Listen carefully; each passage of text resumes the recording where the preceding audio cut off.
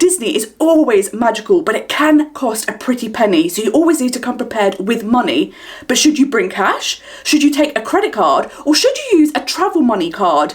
Today I'm going to break down the pros and cons of each to help you decide which would be the best fit for you during your Disney trip. My name is Sophie from Most Magical Guides, and I make videos all about planning your own most magical trips to Disney World and Disneyland Paris. If that is something you like, make sure you click that subscribe button down below. Cash. Cash is king, or it always used to be. Traditionally, this was the form of money people would most likely take when travelling abroad. But these days, with cashless being preferred, is it still worth taking cash with you? One of the biggest pros about using cash is you can see exactly how much you've spent.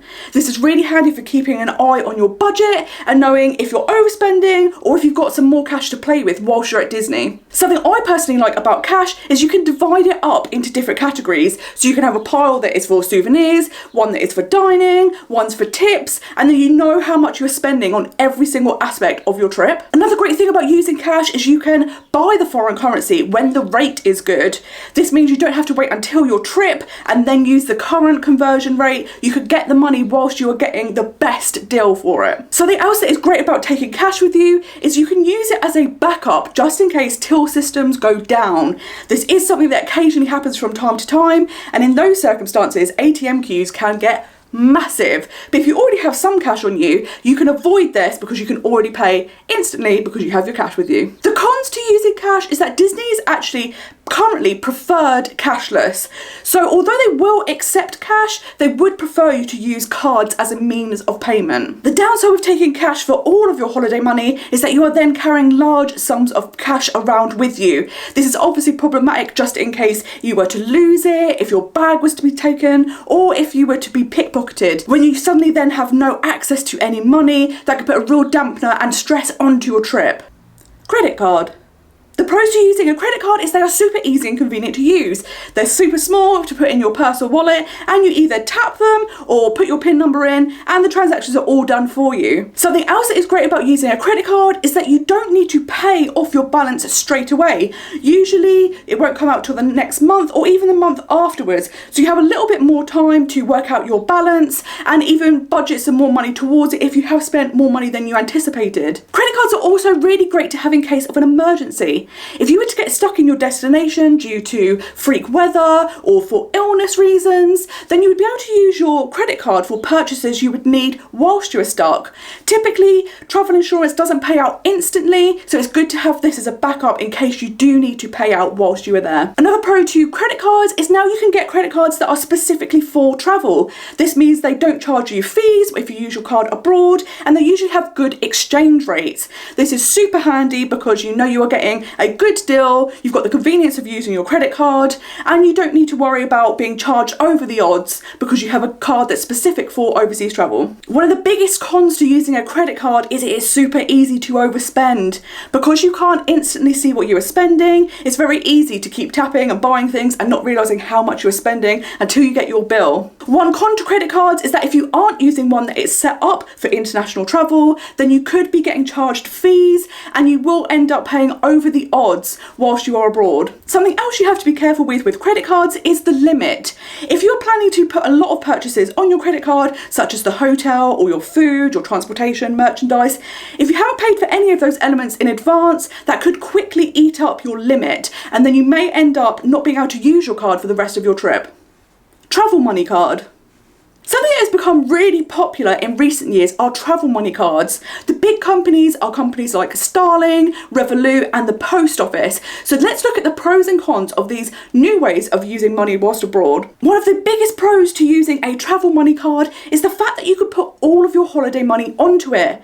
This is super handy because it means you won't accidentally spend money that you had set aside for your holiday because it was in your normal bank account, and it means that you know exactly what your budget is because you've loaded it onto your travel money card. Travel money cards are super easy to use. They're just like a normal debit or credit card. You can just tap or enter your PIN. They're exactly the same. So because it's familiar, it's super convenient and easy to use. Travel money cards are also super easy and quick to set up. I set up my Starling account within minutes, and within a few days I'd receive my card and could use it instantly. One of my favourite features, and I don't know if you get this with all travel money cards, but something you do get with Starling is that you get instant notifications of how much you've spent.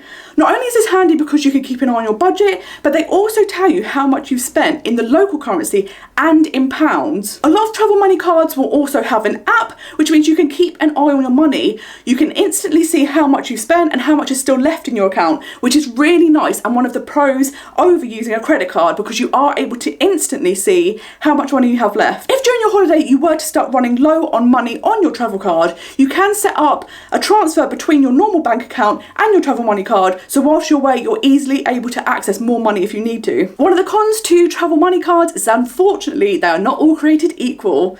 If you are thinking of getting one, make sure you look around at different companies because some charge fees, so make sure you get one that is perfect for you and has everything you need. Something else to note about travel money cards is that some of them only work in certain countries and with certain currencies, so do make sure you check that in advance so that you are covered for the countries you are visiting. Typically the countries that you will find Disney parks in will be covered with travel money cards. So should you take cash, a credit card or a travel money card?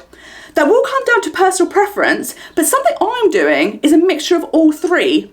I'm going to take a little bit of cash as a backup, just in case. I'm going to take a credit card just in case of emergencies, but my preferred method is going to be my travel money card that I have with Starling. I like this just because I can put all of my holiday money onto it, so I know that that is my budget for the trip. I can instantly get updates about how much I've spent, including in the local currency and in UK currency, and keep an eye on my budget whilst I'm there. Another reason it's good to take a credit card or a travel money card with you is if you want to do things like mobile ordering or ordering stuff like lightning lanes or Premier Access passes, they will need you to have a card linked to your account. So it's always good to have one on hand in case you want to use these features. If you do really like taking cash, they will accept it in the parks. Even though cards are preferred, they aren't going to turn you down if you do prefer to use cash. For me, traditionally, I'd always used cash, and then after the pandemic, when we could start travelling again, I started using my credit card, but now I've tried the travel money card, I don't think I would ever use anything else. It's just super handy and convenient, and it's let me keep an eye on all my finances whilst I'm away, which has been perfect for what I need. So that is it. Those are the pros and cons of using cash, a credit card, or a travel money card in Disney. I hope this video has been helpful in helping you decide which might be best for you. Thank you so much for watching this video, and until next time, I hope you have a most magical day. Bye bye.